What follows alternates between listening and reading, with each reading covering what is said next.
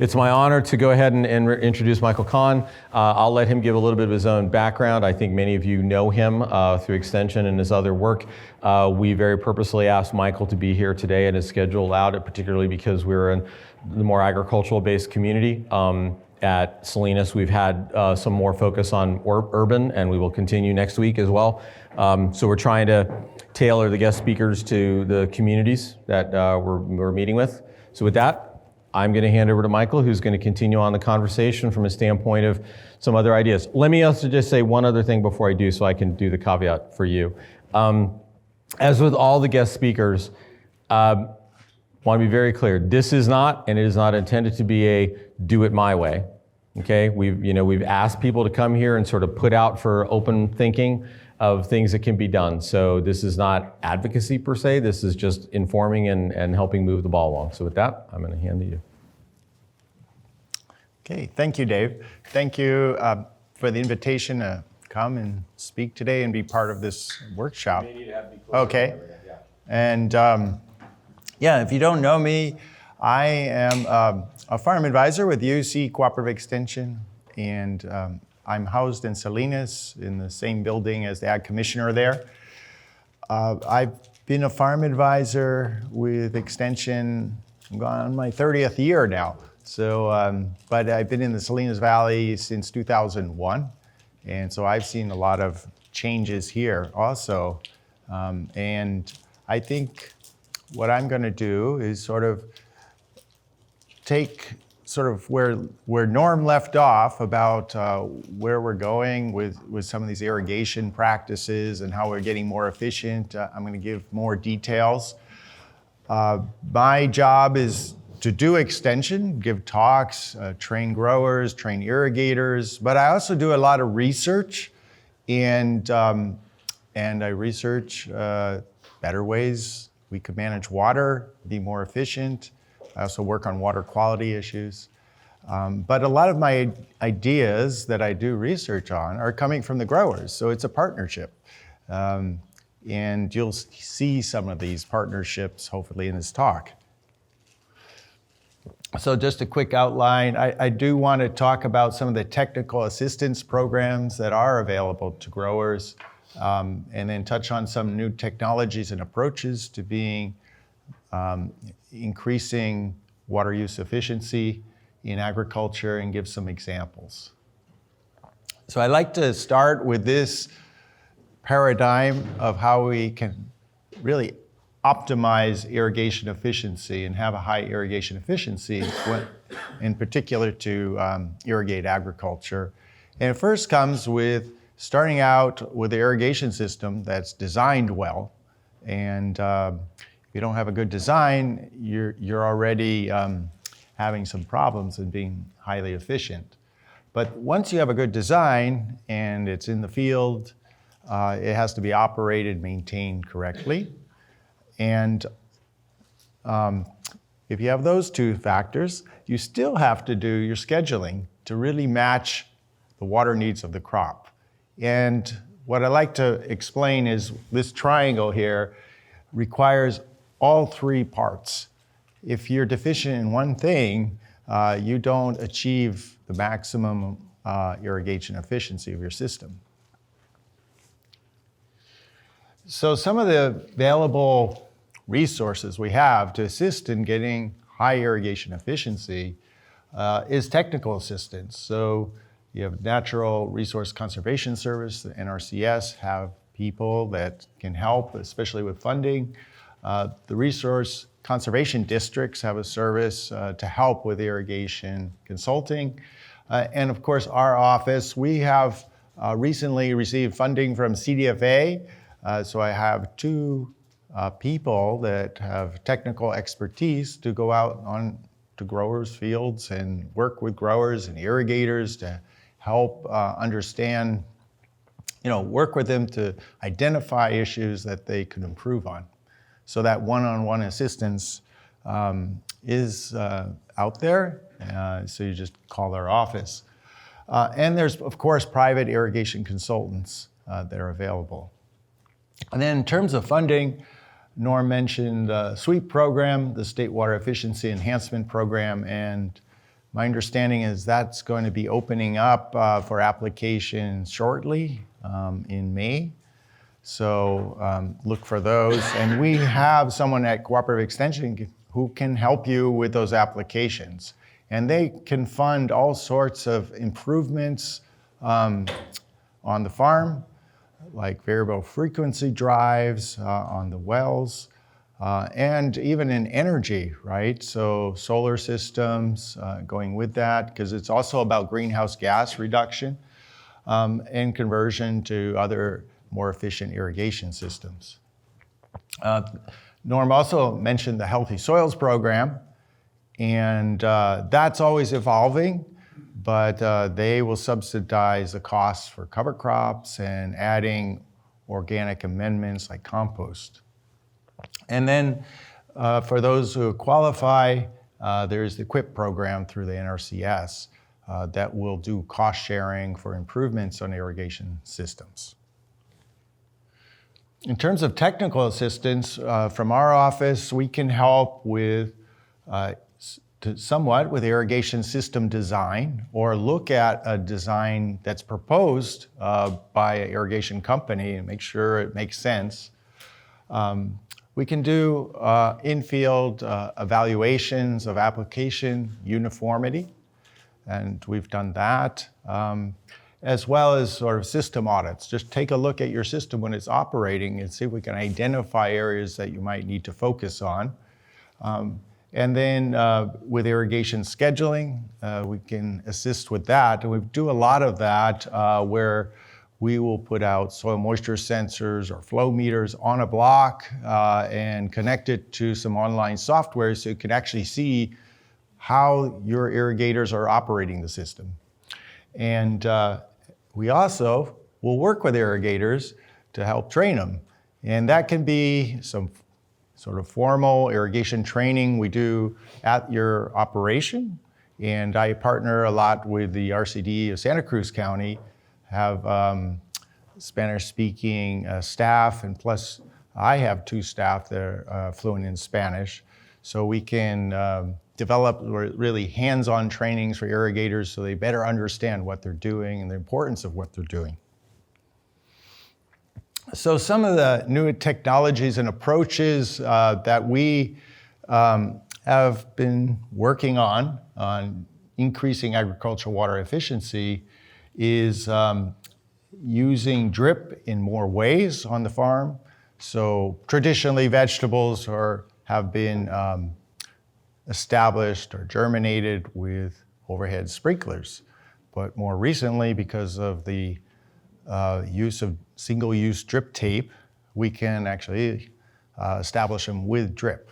So we call it full season drip, but it's tricky to do, and I'll talk more about doing that. And so we do research on that. Drip systems operate the best when we have good pressure management of those drip systems. So we've done work with growers on how to get the best control of the pressure in drip systems, and then adapting drip to additional commodities. And Norm mentioned, some commodities just aren't suited for drip irrigation, like high density leafy greens. And then looking at ways we can use weather data and soil moisture monitoring to do a better job with irrigation scheduling, and working with growers to implement that on their operation. The variable frequency drives have been very useful for a lot of growers, especially as you move towards more drip irrigation because of that pressure management, and then it saves a lot of energy.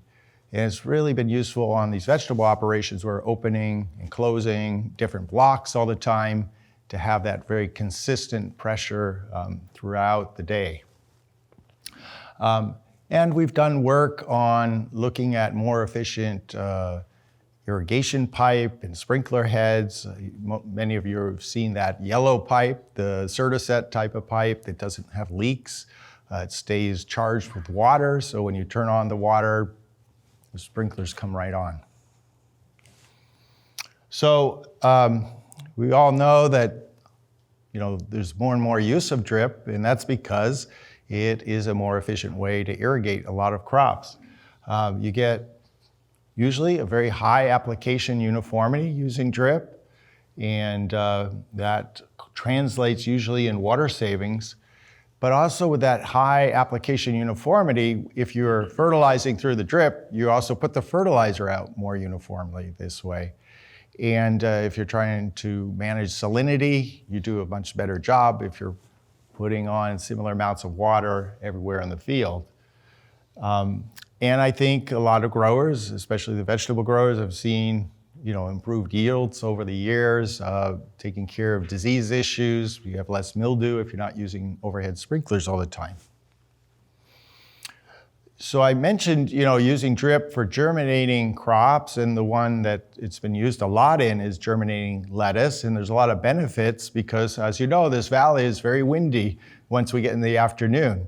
And so if you're using overhead sprinklers, we often have issues where first we're losing a lot of water to just evaporation directly in the atmosphere, but then we have patterns out in the field. So you have to run those sprinklers even longer, ends up with, on some soil types, with quite a bit of runoff. But using drip, you can do that in the middle of the day when it's really blowing wind, and on the right soil type, it gives you nice uniform germination. And you can potentially save water, and you can save on capital because you're not using two types of irrigation systems to grow your crop. But there's a lot of challenges too, because on certain soil types, we don't get that nice lateral movement of the moisture up to the seed lines. It requires also being more precise with the tillage and the placement of the tape, because we put that tape maybe 3 inches underground. And so in general, you find out you got to get your management right, to make this work.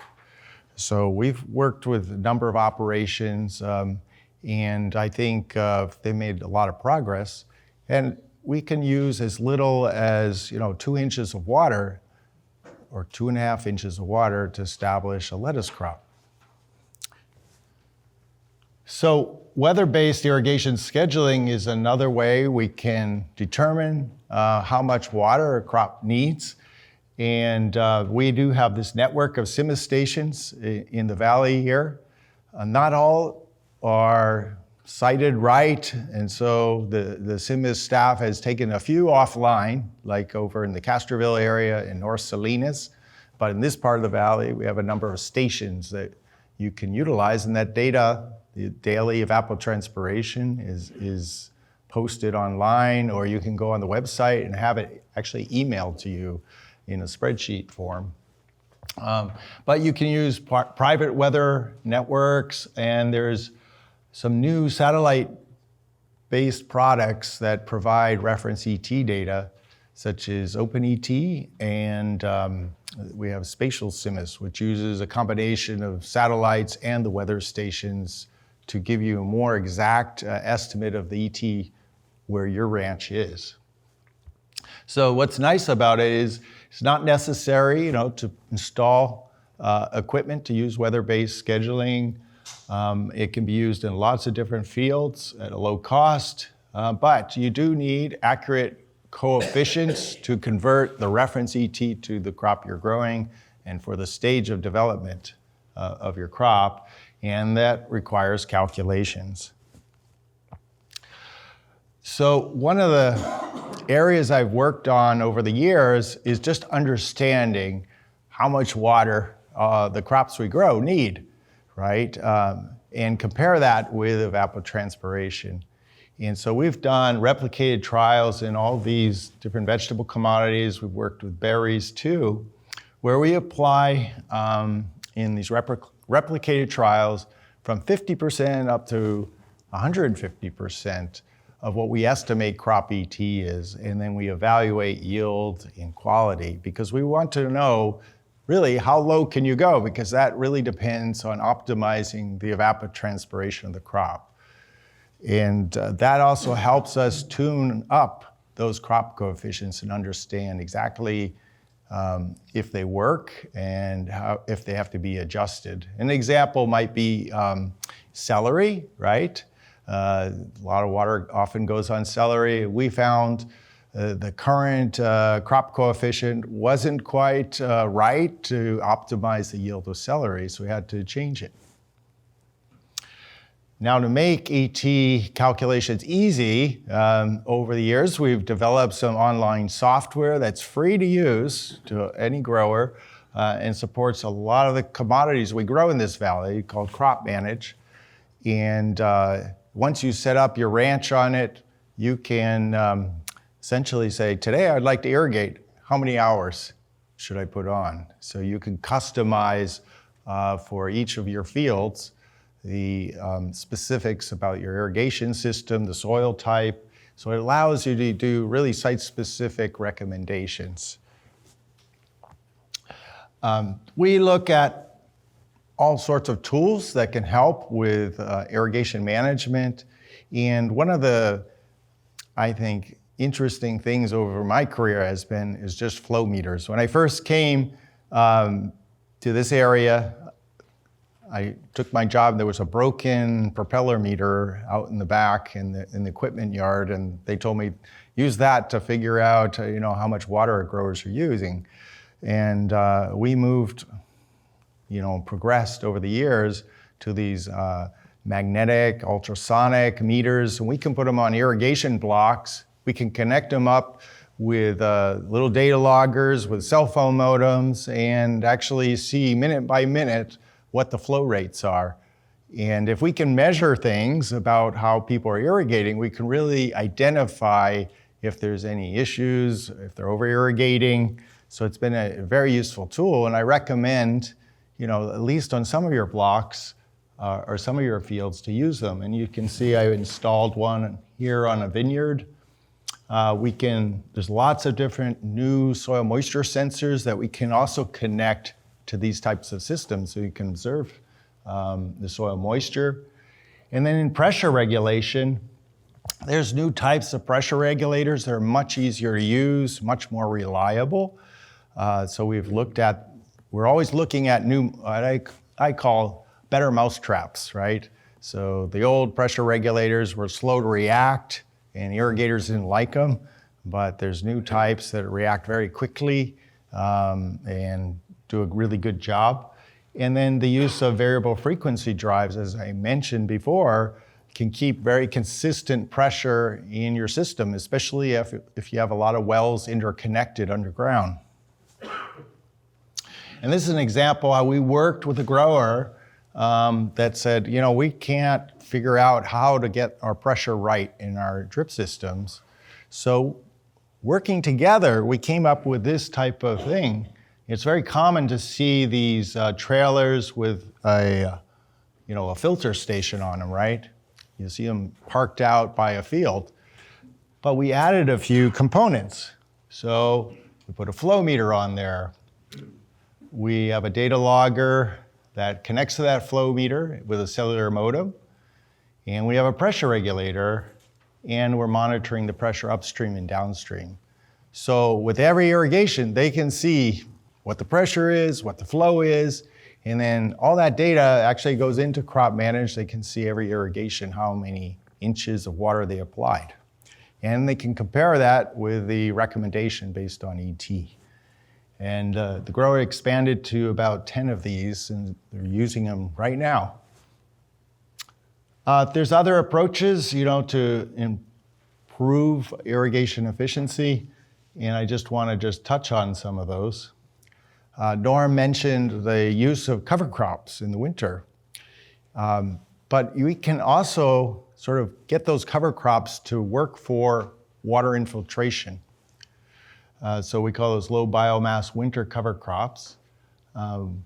We also talked about using recycled water for irrigation, but a lot of growers, especially on the east side, have reservoirs for capturing the runoff, and they want to reuse that runoff, but we're facing food safety issues in doing that. So we've done research on how do we make that water reliable for reuse.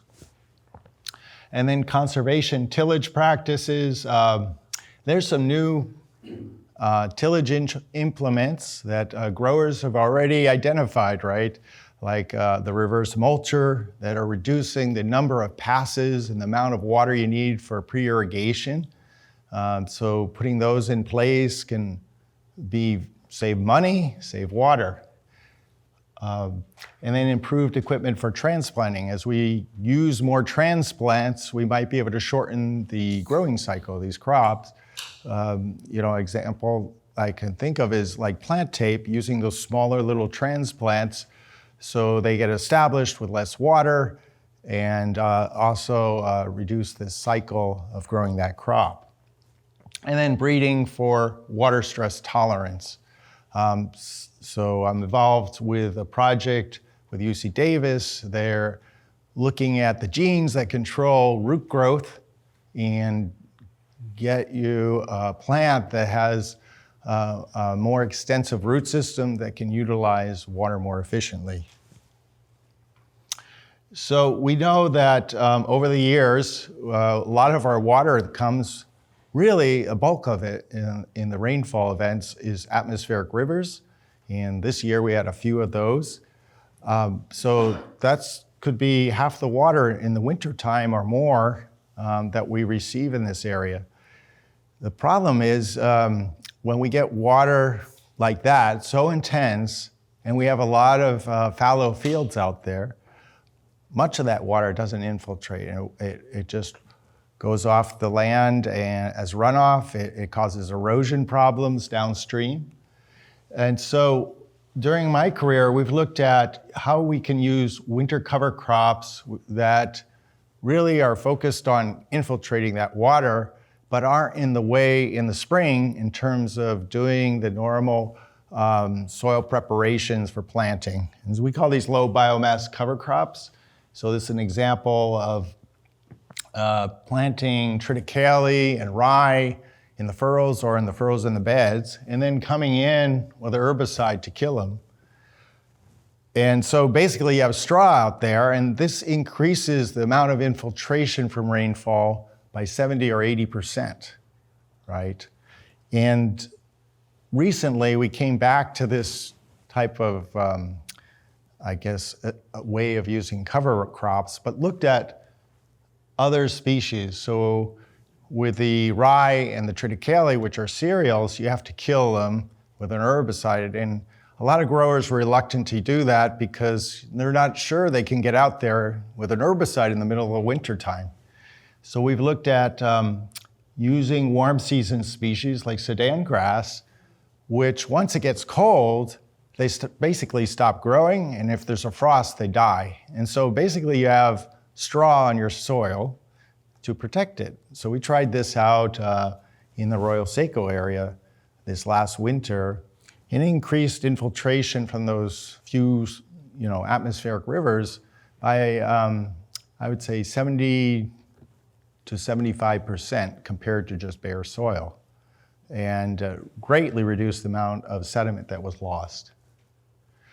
So I'll just summarize that there's technical assistance out there and grant support to help improve agricultural water efficiency. And the three areas you have to really think about to increase irrigation efficiency is the design, the operation and maintenance, and the scheduling, and getting all those together. And we continue to test new equipment, new approaches, and we'd like to work with you if you have any good ideas that would be useful for other growers on how you can improve irrigation efficiency, other types of equipment, other approaches. And if you can achieve high irrigation efficiency, you'll find you're going to get a better crop, you're going to use less fertilizer, and in the end, have better yields and save money. So with that, I'm happy to answer any questions. Okay, so let's go ahead. I know Calvin's going to run and grab the mic. I'll let Michael he'll hold the mic. Please do wait for the mic to get to you, so we've got the recording as we're doing the video. So any questions for Michael? Anybody? Okay, you've wowed them. Okay. Hopefully it was clear enough. So. All right, well, thank you. Let's Yeah. have a hand for Michael, please.